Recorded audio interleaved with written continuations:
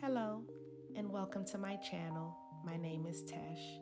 Here, I teach you how to connect with your higher self, God, and nature by clearing blocks, negative energy, and doing magic to manifest the life that you want. So let's get it. Hey, baby loves. So today I want to talk to you guys about the consequences of doing magic, because a lot of people think that you can just jump into magic, you can do magic, or they think that all people that do magic are bad people and we don't believe in God. And that is far from the truth. If not, we are probably one of the most firm believers of God, because a lot of us are doing God's work. Now, I can't speak about every person that's out here doing magic, that's doing God's work. No, some people are in it for the money and some people are in it for the look, but they're not in it to just genuinely be following their life path. Just like there are a lot of people that are in the church that are standing on a pulpit that are not actually doing God's work. They're just there for the money or the look or whatever else. Everybody has their reason and a season why they do things, and it's not always for the greater good, even if that is the persona that they give. So don't think automatically that a person who's doing magic is not a godly person or is not a person that believes in one God or believes in God, because that's far from the truth. We are actually a lot of us are spiritual warriors, and we genuinely do believe in God, but we also know that God also resides in us, and we look into ourselves instead of outside of ourselves to fix a lot of things. But anyway, that's not what I came on here to discuss, but I wanted to get into that just a little bit so you can understand that doing spiritual work or doing magic is not demonic. You're not going to hell. It's not something where you're going to be caught up in the rapture. Nothing to that nature. That's a character flaw if you get caught up in a rapture. That's an integrity issue, an honesty issue, and that's an issue between you and God. But it has nothing to do with magic, and it has nothing to do with if you go to church and if you're a Christian or not. So let's get that under wraps. Now, when you're doing magic, one of the first things you need to know is that you need to be ordained to do this. This is not something that you jump into because you feel like it.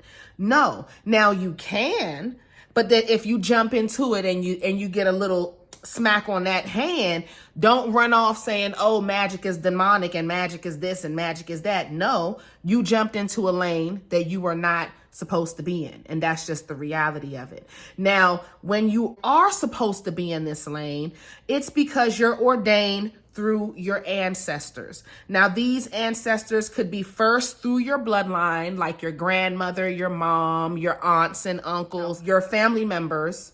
Then you can learn magic through your ancestors. And when I say through your ancestors, I mean ancestors that you did not know in this lifetime. And they will come to you. They will talk to you. And this is not you talking to some strange spirit or nothing to that nature. This is your ancestors guiding you, and you knowing that it's your ancestors because they've been guiding you and protecting you all this time. And you're trusting what they're teaching you. And when you get into magic through your ancestors, they will show you your lineage of magic, or they will at least lead you in the right direction to learn how to make these things and how to do magic. And then once you start learning, they will then tweak it and give you different ways of doing it according to their teaching. And you can also get into magic through a religion like voodoo or Santeria, something to that nature. You can also learn it that way as well.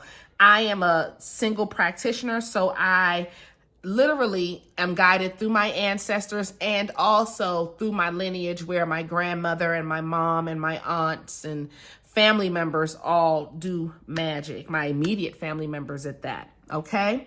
Now, if you're not ordained to do this, you need to be careful. Because if you do something that manipulates and changes someone's destiny or alters someone's destiny even a little bit, the smackdown that you're going to get for doing such thing, it doesn't matter for whatever means it could be. If they say this person is going to have this fate and you jump in and try to change that, you're going to get hurt. And that's just the bottom line. So you need to be careful when you're doing this. And that's also for people who are ordained, but we get a little bit more leeway only because we're ordained to do this. So the universe is trusting us and sometimes even testing us on our integrity to see what we get into and what we choose not to get into. Okay. And it's not no right and wrong when you're doing magic. It's not like you're good and you're evil. It's more of negative and positive. And when you're into magic, you need to ride the center lane. The reason why I say that is because at any moment while you're doing magic, you may have to pull from the negative and the positive at any moment.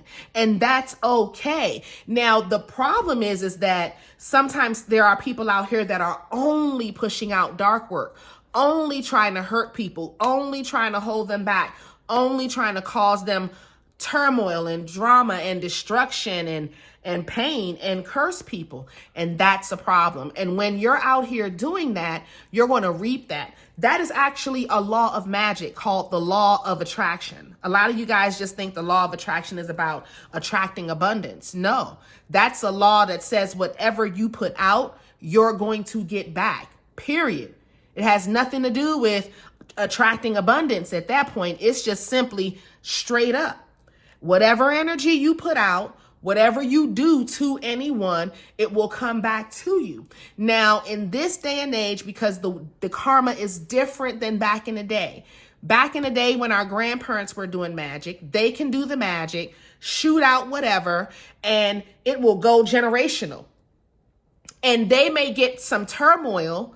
The turmoil that you're receiving now probably comes from what your grandmother did when she threw that spell out. For some reason, they were able to dodge and move through a lot of stuff that they sent out.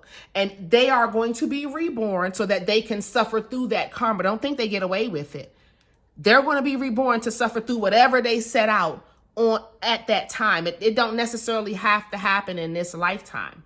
Now, what's happening now in our lifetime is the karma is quick. The repercussions come back quickly, easily, and no one's thinking twice about it. The universe is making sure everybody is getting their just due.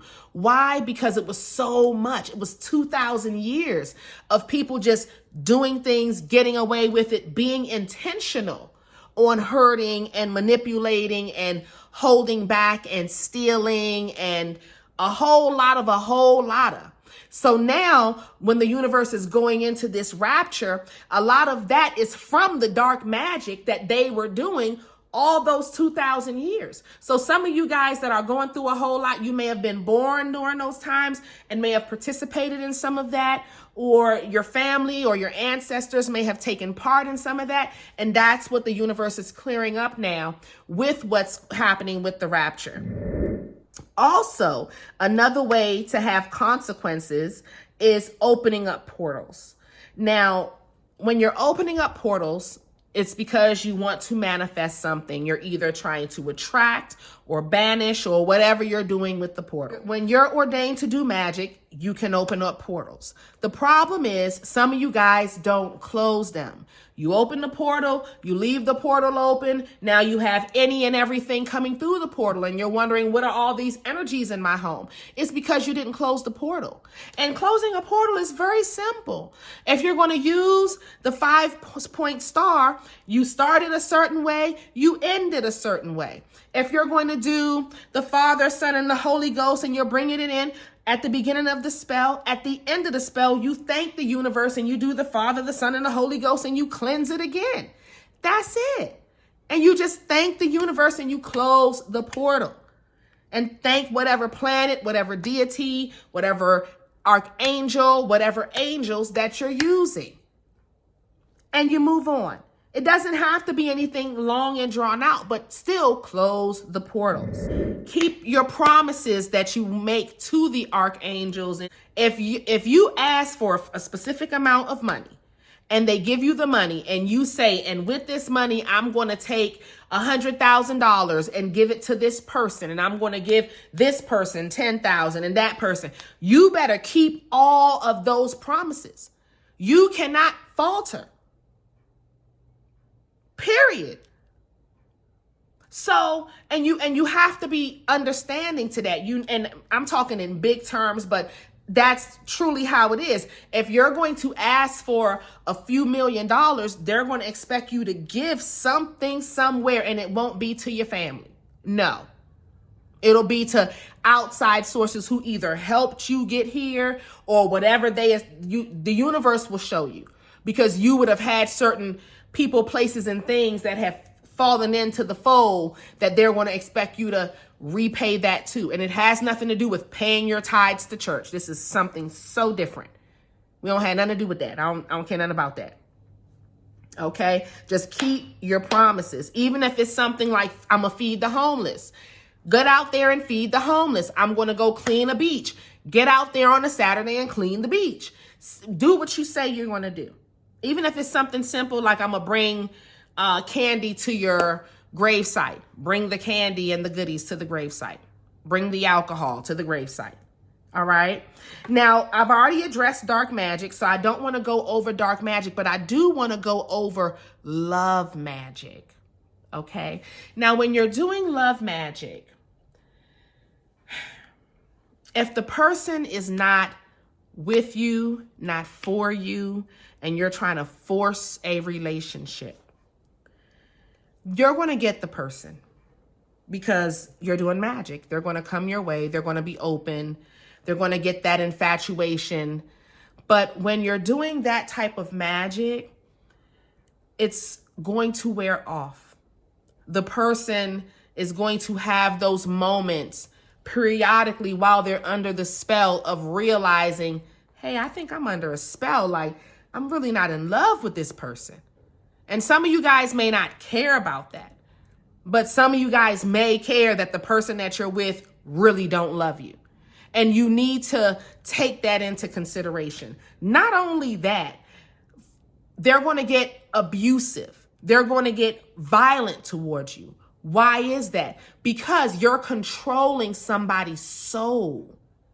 They're feeling like a caged animal. That's the problem.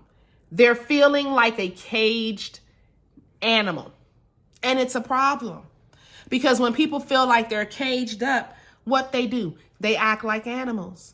And then they're going to be violent, physically violent towards you. So I don't know how you're going to combat that, because there's nothing you can do. They genuinely feel caged because they're where they don't want to be. I'm going to stress that because a lot of you guys want to do the love magic because you want them. But you forget that if they genuinely wanted to be, they will be. It's just that simple. Okay? So the law of cause and effect, the law of attraction plays heavy in the consequences of magic. Now, some of the wonderful things you can do with magic: you can cleanse negative energy, you can banish, you can attract anything you want in life. And when I say anything, I mean anything. Money, car, house, man, whatever you want. Now, when you're doing your magic for love, you don't want to be, I want that specific person, because then you're manipulating a person's destiny. You want to go to the universe with your list, let it be as detailed as you want. And then with that list, you let the universe know you do your spell, your love spell, and the universe will bring that person to you. And then you can say yay or nay, tweak it, try to make it work, try not to make it, figure it out for yourself at that point. But you will get the person. But you have to know how to do that type of love work. It's not about a specific person. It's about a specific experience that you want to have. And a lot of times you get stuck on the person and the person is not even good. And then you done binded yourself to this person and they're awful. They're not helping with no bills. They're not helping with nothing. All they are is pretty. All they are is handsome. All they got is some dick. All they got is some puss. And you head over heels. And they don't bring nothing else to the table. Everything they do, you got to help them with it. And everything you do, you just doing it by yourself with them on your back.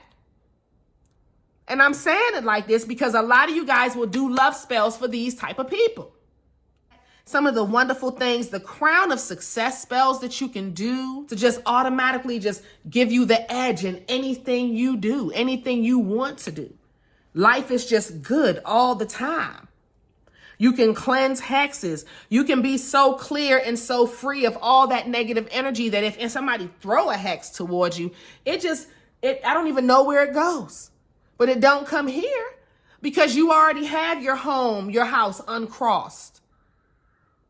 You already have the protection on it. Nothing can touch you. And that's the beautiful part about it. And it's not just you just believing in God. Of course you believe in God, but you also know your ancestors and your angels and all of them is doing their thing too. And there's nothing wrong with lighting a light. There's nothing wrong with sitting there meditating and having that quiet moment with your higher self so that you can learn more about you. And it's okay to light a candle to do it. Okay? So don't feel uncomfortable about doing magic, but make sure you're doing magic for the right intentions. And make sure you're doing magic following the hermetic laws of magic. It's very important. Because if you're missing any of them, your spell is not going to work. Okay, and this is one of them that you need to pay attention. The law of attraction, the law of cause and effect. All right, my loves. If y'all want to learn about any of the other laws of magic, I have the list of them on my Patreon. I go through them all. I explain them so you can fully understand. And on top of it, I get into spell work. I teach you how to make metaphysical products. I am just showing you guys how to conjure and how to manifest and how to just genuinely be out here getting it and even open up your own apothecary, all of that. So get on the Patreon, patreon.com/Insight by Tesh, and I'll see y'all later. Bye, my loves. At this point, I invite you to join my mystery school where I have created a safe place for you to learn magic and how to make your own metaphysical products. You get weekly life lessons where I teach love, money, banishing, and protection spells. You get a weekly tarot class. I do monthly prosperity spells for my top tier. And you get exclusive early access and commercial-free content. Join today at patreon.com/Insight by Tesh.